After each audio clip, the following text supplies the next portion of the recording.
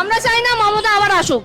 আমরা যে কালচারে বড় হলাম সেই কালচার আর তাদের সাথে আমাদের ম্যাচ হচ্ছে না। এখন হচ্ছে কি আমার বিপদে আমি সেই পাশের বাড়ি দিদিটাকে আর পাচ্ছি না, এটা একটা বড় ফ্যাক্ট। আমি আমার বিপদে আপনাকে আমি পাচ্ছি না, তো এখানে কি হয় না, সমাজটা জায়গাটা নষ্ট হয়ে যায়, অনেক কিছু নষ্ট হলো এইভাবে। এই আস্তে আস্তে আস্তে আস্তে সিন্ডিকেটের রাজত্বে, গুন্ডা দলের রাজত্বে পুরো নষ্ট হয়ে যাচ্ছে।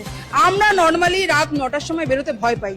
কেন ভয় পাচ্ছি? যে না, রাত্রেবেলা আমরা কোনো গলি থেকে বা পাড়ার মোড় থেকে যেতে আগে আমরা এটা ভাববো যে ওই পাড়ার ওই কয়েকটা ছেলে বসে মদ খাচ্ছে, ওখানে গাজার ঠেক। আমরা এখন জানছি, দেখছি বাচ্চাদের যে আমরা বাইরে বের করব, তারা কি শিখবে আগামী জেনারেশনে। তাই আমরা এখনই, শুধু মহিলা নয়, এখন সাধারণ মানুষরা চাইছেন, একদম মন থেকে চাইছেন যে এইবারে শুধু মমতা ব্যানার্জির রাজ্য নয়, এটা হচ্ছে আমাদের রাজ্য। মন্ত্রী, এমএলএ, এমপিরা সব দুর্নীতিতে গ্রস্ত। একদম নিচুতলা থেকে একটা সিন্ডিকেট রাজ পশ্চিমবাংলা চলছে। স্বাস্থ্য ব্যবস্থাটা একদম পুরো ভেঙে পড়েছে।